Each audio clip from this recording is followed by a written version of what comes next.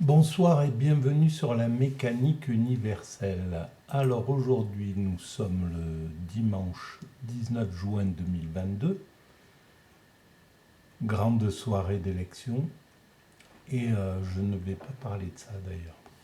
Voilà. Je vais continuer ma lecture sur les religions. Voilà. Et donc dans la partie, le chapitre 3, les conceptions du divin. Euh, c'est en lien avec la mécanique universelle, donc le site que je développe sur internet, mécaniqueuniverselle.net, et selon lequel l'humanité est destinée à atteindre son ultime perfection. Donc nous allons vers une perfection spirituelle, etc. Voilà. Je vous renvoie à la lecture de la mécanique universelle. Alors, là c'est le chapitre de la conception polythéiste. Donc je lis, je découvre en même temps et je digresse. Voilà, c'est plus un alibi pour essayer de- d'affirmer cette théorie. Donc qu'on pourrait dire positiviste, je ne sais pas si c'est le terme, parce que cette évolution euh, vers la sagesse, c'est peut-être l'évolution en même temps vers la vieillesse de l'humanité. Et donc, c'est-à-dire, voilà, un état où effectivement il n'y aurait plus de violence, parce que quand, bon, je ne sais pas si ça se bastonne dans les EHPAD, mais en règle générale, quand on commence à devenir vieux, on évite, voilà, on n'a plus guère envie de se bagarrer, voilà, d'être en compétition, il y a tout un tas de choses derrière lesquelles on courait dans notre jeunesse, dans notre adolescence, dans notre âge adulte, et qui deviennent vaines avec le temps, et on cherche une autre... voilà, normalement on dérive vers quelque chose de plus paisible, de plus spirituel, de plus ouvert vers la compréhension des choses. Et la souplesse mentale, en principe, c'est ce que on devrait évoluer dans ce sens en vieillissant. Alors, je ne sais pas si justement la société occidentale n'a peut-être pas compris, ou au moins s'est détachée de la compréhension que nos ancêtres sans doute avaient des grands cycles de la vie. Et donc, ils voudraient que on reste jeune tout le temps et que voilà, on passe de la jeunesse éternelle à la mort brutale et voilà. En fait, sans passer par ce dernier cycle qui est la vieillesse, la sagesse et doucement l'extinction de nos sens, etc. Et pour aller vers quelque chose d'intérieur, vers une intériorisation des choses. Et alors, c'est voilà, c'est un moment comme ça. Je le dis sous une forme un peu critique, mais en fait, je, ce que fait l'humanité,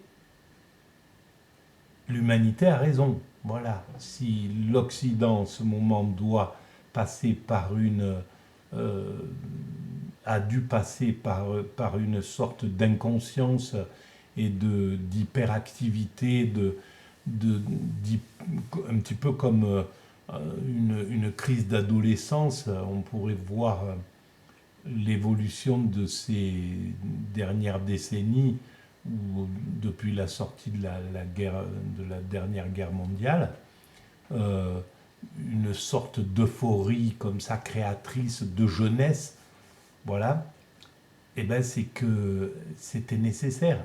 Donc, tout est nécessaire dans l'évolution de l'humanité. Ce qu'on estime être des erreurs, c'est nécessaire. Ce qu'on estime être mal ou pas bien, ou c'était nécessaire, etc. Et donc on se rend compte que on devait passer par ce moment. Et peut-être que nous sommes en train d'en sortir de ce moment et de retrouver un moment de sagesse. Et curieusement, toute l'histoire récente de l'humanité avec le problème de ce virus, la Covid, la guerre maintenant, tout converge pour qu'on doive se détacher de cette hyperactivité. On a le sentiment que la vie, puisque nous ne pouvons pas le faire consciemment, parce que nous n'avons pas encore atteint un niveau de conscience suffisant pour évoluer consciemment, et donc avec l'intelligence, eh bien la vie nous contraint à évoluer dans le sens le principe créateur, dans le sens qu'il faut à l'humanité. Et donc Covid, la Covid montre ce besoin d'évaluer l'activité. Le réchauffement climatique nous oblige à comprendre qu'il va falloir accélérer l'imagination écologique. On est en train de le faire. Il y a un travail énorme qui se déroule partout sur la planète. Chaque pays a toute cette jeunesse, et pas que les jeunes, hein, les vieux aussi, sont au travail pour imaginer des nouvelles techniques, des nouvelles technologies pour se passer des énergies fossiles, etc., etc. Et même cette guerre qui nous contraint, qui va nous contraindre à rationner ces énergies-là, c'est la même chose. Ça agit sur cet axe de notre évolution. Et là, l'évolution de l'humanité est extrêmement apparente. Elle est très...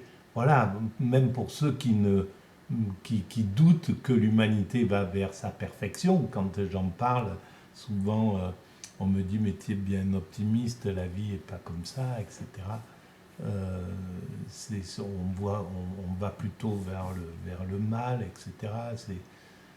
Et évidemment, certains côtés sont en recul, certains côtés sont en régression. Mais globalement, on est en évolution. Malgré le fait qu'il y ait cette guerre, malgré le fait qu'il y ait une sorte de retour archaïque des choses, et qui incrimine autant l'Occident enfin surtout l'Occident globalement, hein, si on parle de l'Occident qui part du Portugal à Vladivostok, eh ben c'est cet Occident-là qui est globalement à 100% responsable de ce qui se passe. Et co-auteur de ce qui se passe. Et donc, on voit bien que c'est l'inconscience qui gouverne la chose de la guerre. C'est pas quand euh, Clausewitz dit la guerre, c'est la continuation de la, de la diplomatie par un autre moyen. Euh, Bien sûr que c'est ça, mais c'est pas par un autre moyen, c'est par inconscience, tout simplement, parce que nous ne sommes pas capables d'être de vrais diplomates, de grands diplomates. En définitive, il n'y a pas eu de diplomatie sur cette affaire-là. On a, voilà, l'Occident a avancé ses pions, les Russes avançaient leurs pions aussi de notre côté, très certainement au Proche-Orient, etc., ou sur la scène internationale. Ils se mettaient en position de, de challenger, et donc ça a mis en colère le dominant du moment, que sont les États-Unis.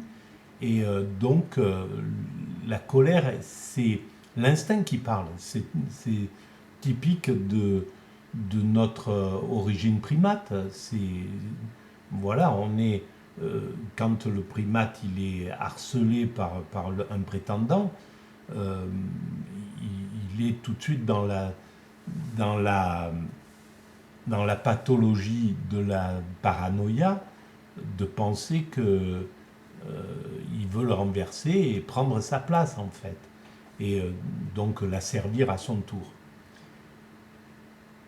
Et probablement que c'est ce qui se passe. Il faudrait bien analyser d'ailleurs ce qui se passe chez les autres primates. Est-ce que le dominant, une fois qu'il est renversé par le prétendant, est-ce qu'il n'est pas réintégré au sein du groupe dominant?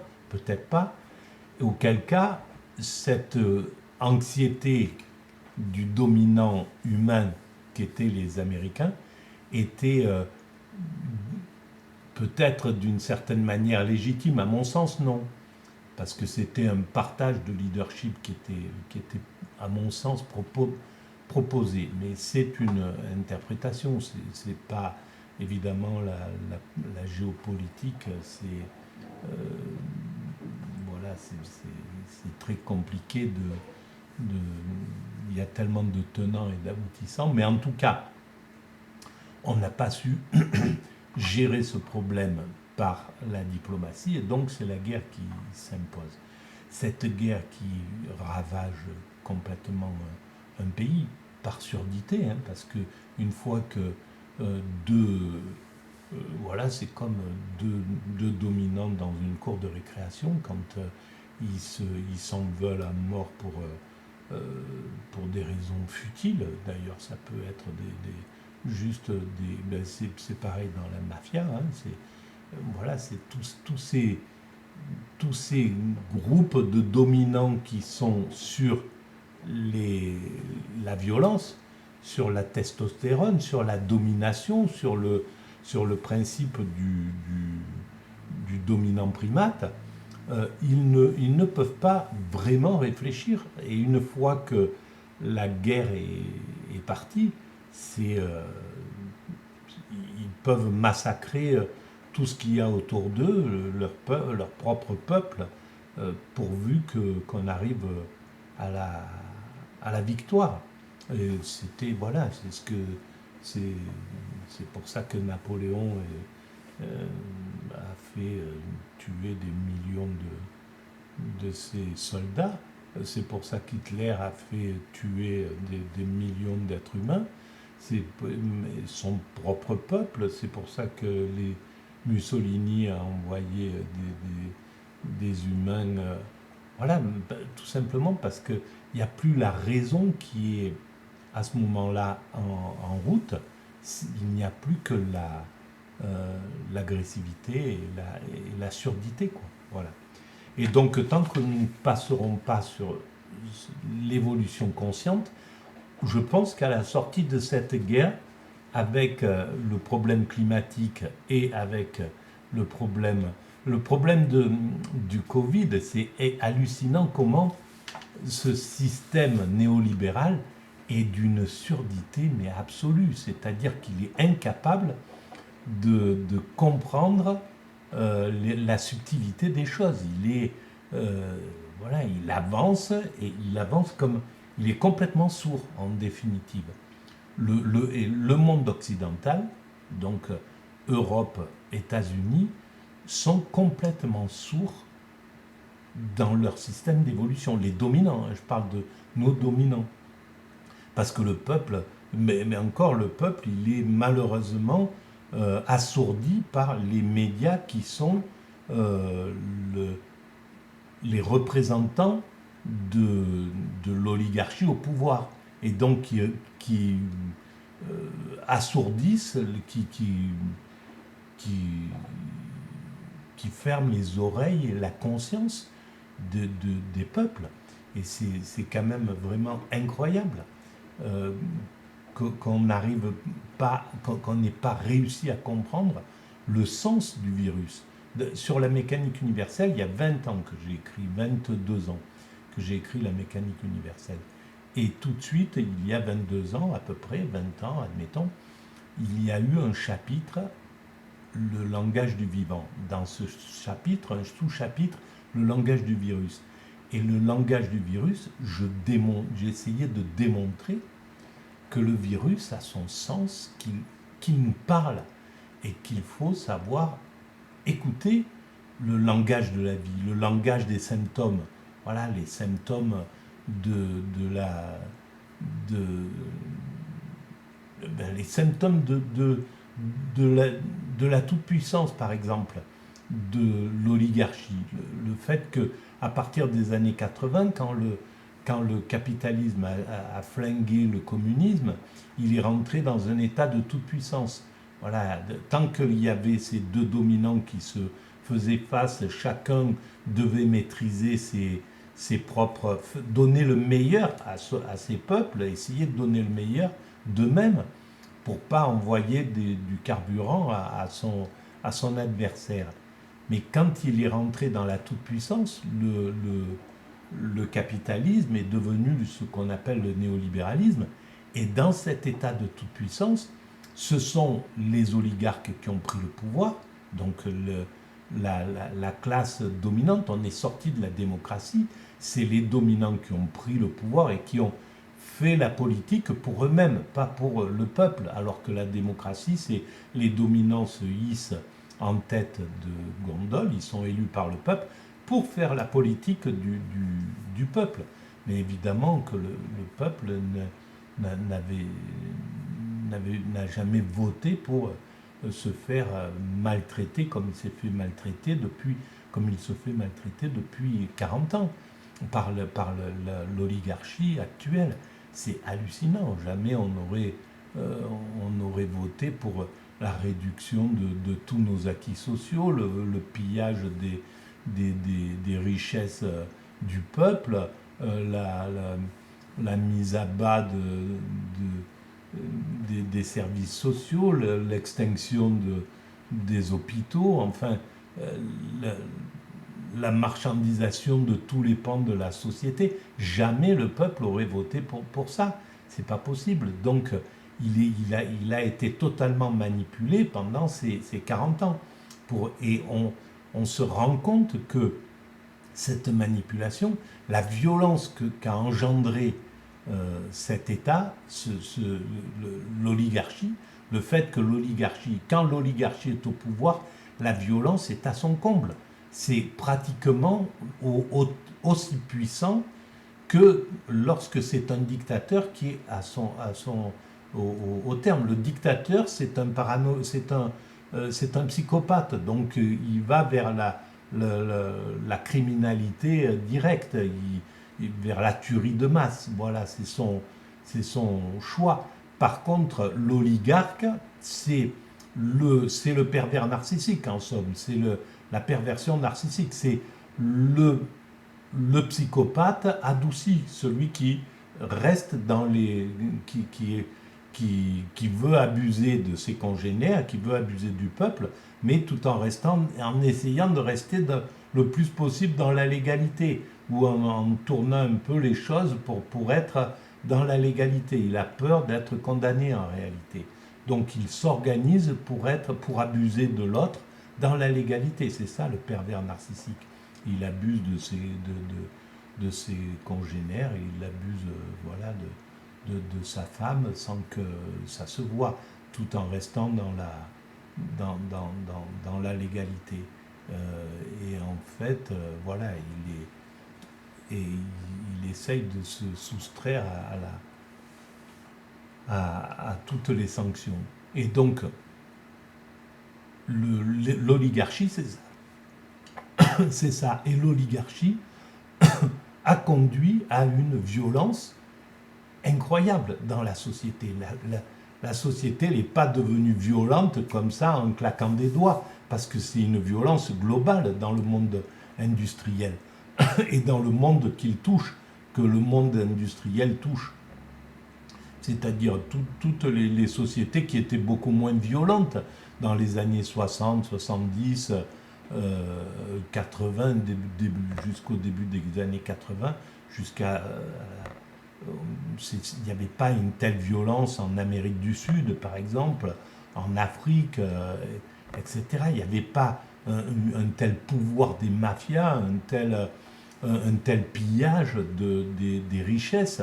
Enfin, il n'y avait pas cette obscénité qu'on constate et qui soulève la violence, qui augmente les extrêmes, on revient à la politique, qui fait monter plutôt les extrêmes que les mouvements centraux. Pourquoi ? Parce que les mouvements centraux ont été complètement corrompus par le néolibéralisme.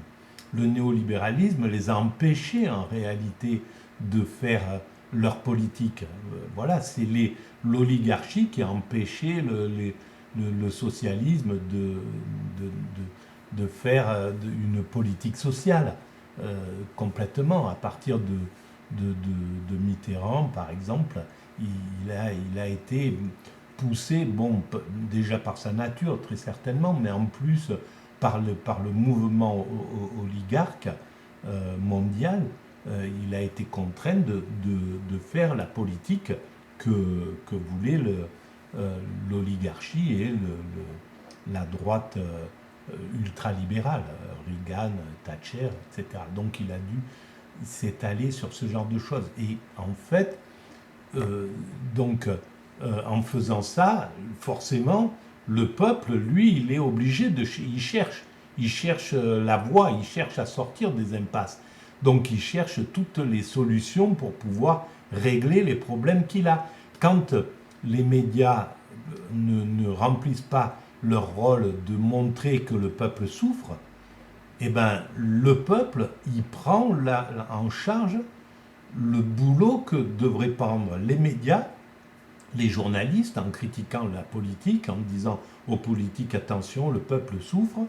Il prend en charge la démission des syndicats qui devaient soutenir le peuple dans les années 80, 90, 2000, et il s'est complètement fait avaler par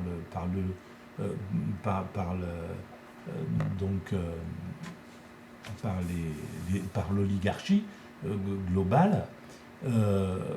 Les mouvements de gauche, pareil, ils n'ont pas défendu le peuple, ils se sont occupés d'eux, ils ont été complètement corrompus en fait, ils se sont gavés en gros, chacun voilà, ils ont fait une politique chacun pour soi, quoi. Voilà, et c'était pas, ils n'avaient pas l'idée du peuple avait complètement disparu. L'idée de démocratie n'avait plus du tout cours dans leur esprit. Donc ils étaient en fonctionnant en clan. Voilà, chacun pompe le maximum pendant son passage politique, et puis voilà, on s'en fout des répercussions. Sauf que les répercussions sont là, parce que le peuple, il vit, et donc il doit trouver des solutions. Et en faisant ça, il appelle les extrêmes qui lui parlent, qui lui disent on va changer ça, etc. Ce qu'a fait la gauche, c'était pas bon. Ce qu'a fait la droite centrale, c'était pas bon. Ce qu'a fait la gauche centrale, c'était pas bon. On va faire, etc., etc. Voilà. Et donc on se retrouve avec ce que nous sommes en train de vivre aujourd'hui. Donc au final, je ne voulais pas parler de politique, mais on y arrive. Et la violence, qui est une violence sociale, qui est une violence d'injustice, qui pousse donc qui a obligé le peuple à prendre en main sa propre le travail contre le travail qu'il devait faire pour se protéger, alors que c'était aux syndicats, à l'opposition et aux médias, aux journalistes de faire ce boulot-là. Comme ces gens-là étaient démunitionnaires, donc ils se gavent, ils se sont gavés, parce qu'ils se sont ultra enrichis, ces gens-là, en ne faisant pas leur boulot, en protégeant plutôt l'oligarchie et les dominants. C'est hallucinant, quoi. Quand on sortira de ça et qu'on analysera la honte qu'ont fait les médias, les télévisions, c'est catastrophique. Et donc le peuple, il a dû sortir dans la rue, aller réclamer, aller se battre, aller dire on n'en peut plus, et donc se faire casser la gueule, se faire éborgner, se faire maltraiter, se faire, etc., etc. Parce que ces trois groupes chargés de sa défense, les syndicats, les médias et les politiques d'opposition, n'ont pas fait leur travail. Voilà. Et c'est complètement... c'est une honte, quoi, hein, quand on voit les choses. Et ça augure malheureusement, j'ai pas envie de vraiment rentrer dans le principe politique, mais malheureusement, c'est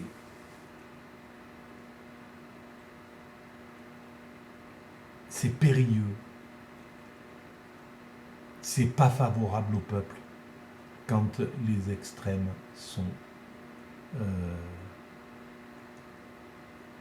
à la gouvernance. Le peuple n'est pas, quels que soient les extrêmes, le peuple souffre tout le temps dans ces moments-là. Donc, il faut que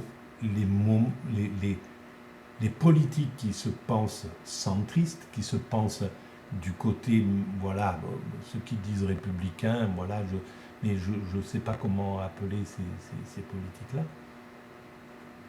qu'ils aient une vraie vision du peuple. S'ils ont une vision du peuple, ils font une politique pour le peuple. Et donc il n'y a aucun problème. Le peuple, il est content, il se reconnaît. Voilà, c'est ce qu'on fait De Gaulle, c'est ce qu'on fait Pompidou, c'est ce qu'on fait même Giscard d'Estaing dans cette lignée. Ils avaient la vision du peuple. Ils voulaient que le peuple soit... Ils avaient une vision complètement démocratique. C'est après que ça s'est gâché. Mais c'est pas la faute des politiques. C'est la faute de personne d'une certaine façon. On ne peut pas dire il faut pointer du doigt pour pouvoir évoluer, pour dire voilà, il faut éclairer les choses pour pouvoir évoluer. Mais en définitive, ça devait se passer comme ça. Et les politiques étaient sous la coupe d'un système qui devait se mondialiser, parce que c'était nécessaire, on doit se mondialiser, puisque il faudra même se mondialiser pour lutter contre le réchauffement climatique, seulement pour ça, pour lutter contre les pandémies. Il faut, la mondialisation, c'est quelque chose de très bien. On va vers la mondialisation, on va vers l'unité de l'humanité, mais pas la mondialisation telle qu'elle se fait. Elle s'est fait, elle pouvait pas se faire autrement que par le système marchand. C'est le système marchand qui a l'oligarchie, c'est le système marchand qui a fait, qui a pris le pouvoir dans cette chose-là. Alors, comme je le dis, c'est la perversion narcissique. C'est pas le psychopathe, c'est autre chose. C'est un psychopathe adouci. C'est quelque chose qui, voilà, donc c'est une évolution positive, quoi qu'il arrive, c'est ce que j'explique depuis longtemps sur la mécanique universelle. J'ai décrit tout ce mécanisme-là il y a 20 ans déjà. Donc, et malheureusement, on était devant une surdité, on est encore devant une surdité. Alors, il avance et puis il prend ce système oligarchique. Notre président et les présidents qui se sont succédés, c'était des émissaires de l'oligarchie, tout simplement, hein. Et donc ils font une politique oligarchique. Et donc le peuple souffre, et donc le peuple ne peut pas être heureux derrière ça. Mais ils sont encore dans cette, plus ou moins dans cette surdité. Alors est-ce que là, le peuple leur met une gifle en somme, en leur disant « vous voulez bien vous réveiller? Est-ce que vous voulez bien sortir de la surdité? Est-ce que vous allez nous traiter correctement? On construit ce pays, on construit l'Occident, on construit l'humanité. On est dans vous le savez que c'est nous qui sommes à l'action de ce pays. Et je parle pour notre pays, mais c'est pareil pour tous les pays. Mais voilà, le peuple est là, il fait son travail et lui le fait avec dignité, avec le maximum de respect, avec l'amour du travail, avec tout ça. S'il n'est pas maltraité, s'il n'est pas abusé, le peuple, il travaille avec joie. Et dans les années 50, 60, 70, dans les années 30, 20, dans 1800 et quelques, le peuple était content de travailler, il est content de travailler. Voilà, s'il est bien traité, il est hyper content. Mais s'il voit qu'on l'abuse, il n'est pas plus con qu'un autre, il n'est pas plus con qu'un dominant qui se ferait abuser et qui dirait « Oh, ça va, vous arrêtez maintenant ». Voilà. Alors le peuple, il est un peu plus doux, il a plus de résistance, il tient plus longtemps dans l'abus, on peut l'abuser plus longtemps jusqu'au moment de sa révolte. Mais c'est une absurdité d'évoluer comme ça.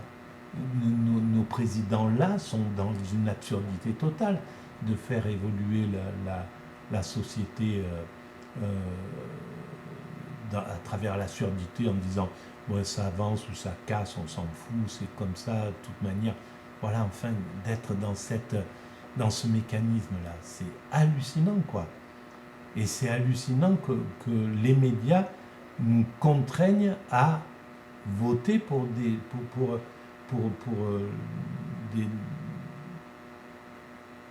voilà des parfaits soutiens de l'oligarchie, alors que à côté il y a des centristes qui résisteraient à cette oligarchie, qui auraient le courage de résister, parce qu'il faut du courage. En fait, les présidents comme voilà, Sarkozy, celui que nous avons, etc., les autres, Hollande, etc., ils n'ont pas la capacité de résister à l'oligarchie, parce qu'il faut savoir mettre... il faut savoir s'imposer devant ses dominants. Et c'est très très rare les hommes politiques qui sont capables de ça. De Gaulle savait faire ça. De Gaulle, les grands patrons de l'industrie, comme disent les voyous, ils mangeaient dans les mains. Voilà. Parce que c'était, voilà, personne contestait ce qu'il était, parce qu'il était dans l'éthique absolue. C'était un mec qui était né dans l'éthique et qui était dans l'éthique de... Alors, il n'a pas fait que des choses extraordinaires, etc. Il y a eu le sac, il y a eu tout un tas de trucs. Il a laissé couler des trucs à l'époque pour gagner, voilà. Mais son comportement faisait que les excusez-moi.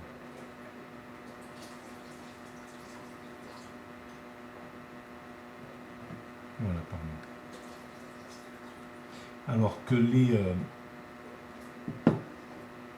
faisait que les leaders, que les oligarques, voilà, les Michelin, les Dassault, etc., étaient écoutés, suivaient ce que le président disait. Voilà. Et ça, c'est nerf de la guerre pour sortir de l'oligarchie. Pour l'instant, nous n'y sommes pas et nous sommes dans ce mécanisme. Alors peut-être que la nouvelle Assemblée nationale rebattra les cartes, c'est possible, peut-être ça sera compliqué, etc. Mais en tout cas, ça va sans doute obliger à une prise de conscience du système dominant. Le système dominant tarde à prendre conscience. Et malheureusement, c'est le principe des dominants. Les dominants avancent jusqu'à la surdité. Ils ne lâchent rien. C'est ce qui fait qu'ils sont des dominants. C'est leur qualité aussi. C'est-à-dire qu'ils ne lâchent pas prise, quoi. Quand ils ont quelque chose, jusqu'au dernier moment, ils essayent de gagner leur truc. C'est des combatifs, c'est des guerriers. Donc ils ont ce truc-là. Et ils n'ont donc pas la conscience de dire, bon, il faut, là il y a un problème, on va arrêter, parce qu'ils auraient dû déjà le voir, ils l'ont dit. Sarkozy, il est arrivé, bon, on a compris, c'est pas normal que c'est pas au peuple à payer la crise économique, etc. Puis il a payé plein de tubes, le peuple. Donc ils savent les choses puisqu'ils les disent, mais et comme d'ailleurs tout le système narcissique, il dit toujours la réalité, il finit toujours par dire la réalité. C'est ça qui est assez paradoxal dans cette chose-là.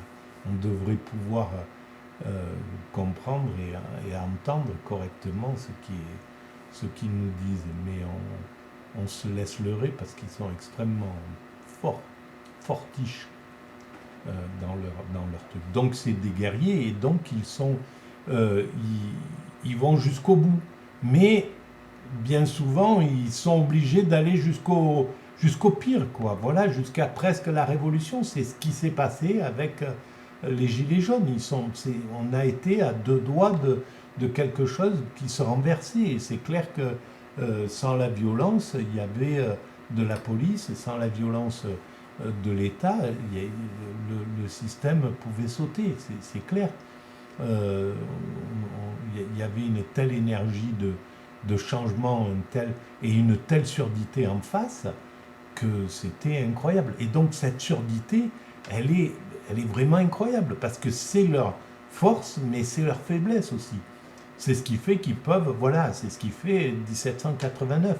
C'est incroyable, quoi. Jusqu'au dernier moment, ils n'arrivent pas à comprendre qu'il y a du danger, qu'il y a quelque chose.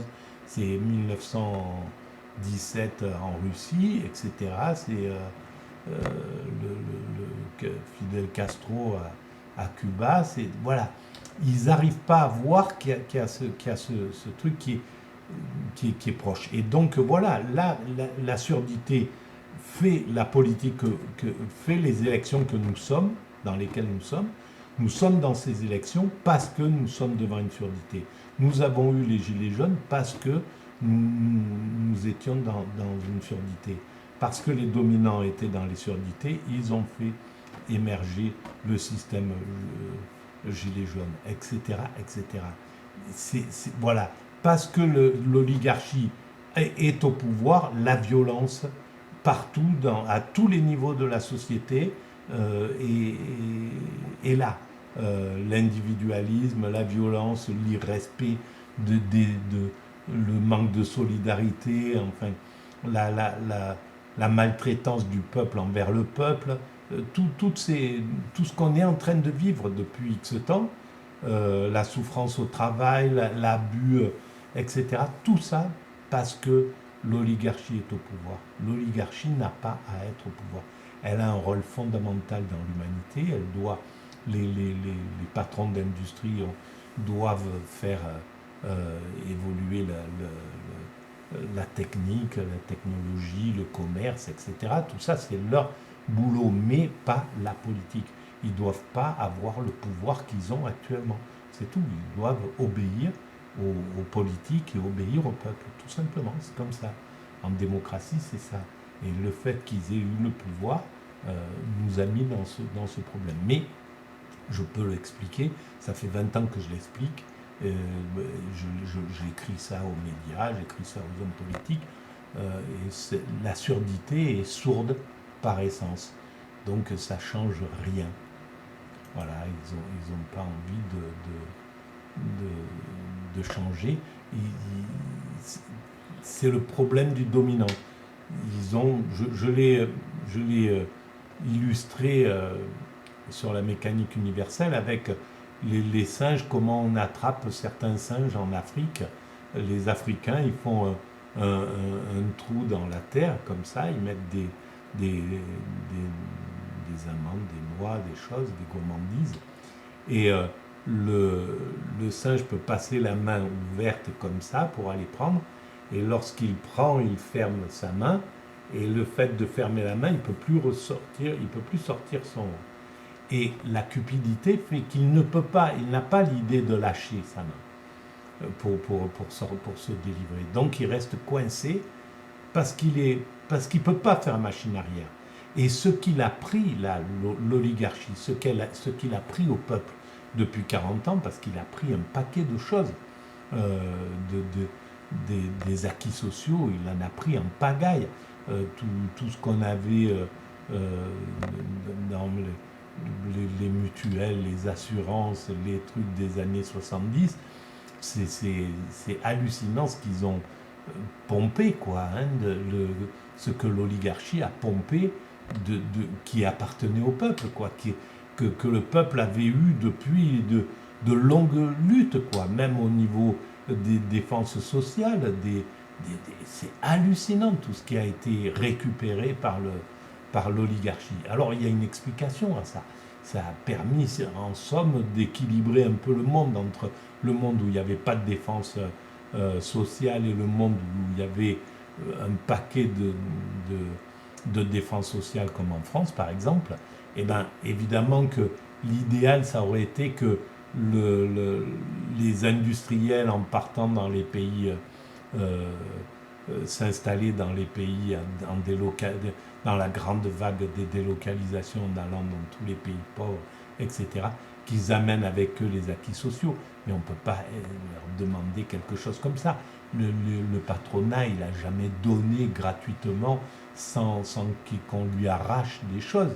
C'est pas possible. Donc là, il a récupéré des choses, il a vendangé l'humanité, il a vendangé des acquis sociaux en pagaille, et pour lui arracher ça, ça va être extrêmement difficile. Il va falloir encore se battre, etc. Parce qu'il ne veut pas lâcher les choses. Il n'est pas dans la conscience, il est dans la prédation. C'est comme ça, malheureusement, c'est notre système d'évolution. C'est pas un esprit critique, hein, c'est juste, c'est pas une, disons, voilà, c'est une constatation, c'est comme ça. Et ils sont dans leur bon droit, hein, le patronat, il est dans sa logique. La seule chose, c'est que les syndicats devraient être une force suffisamment forte pour contrebalancer, chose qui n'est pas. Donc, si on n'oppose pas de résistance au patronat, c'est légitime qu'il abuse des employés. C'est comme ça, c'est naturel d'une certaine façon. Donc la responsabilité, elle est dans ceux qui sont chargés de défendre le peuple, les syndicats, les journalistes, etc. Voilà le problème. Je vais arrêter là pour cette vidéo. Eh ben, en fait, ça faisait longtemps que je voulais parler un petit peu de politique comme ça, justement, sociale, liée au social et à cette évolution. Et donc, ça m'a permis de... Voilà, j'ai rien lu, j'ai pas lu une page sur la conception polythéiste. Mais bon, on va quand même le rajouter aux conceptions du divin. C'est dommage, mais bon. Ou alors, on va voir. Allez, je vous souhaite la bonne soirée en ce 19 juin. Voilà. Il est 11h du soir et je pense que certains se réjouissent, d'autres sont à la peine, etc. C'est la logique de ces moments, voilà. Ces moments un peu compliqués. pour l'humanité. À bientôt.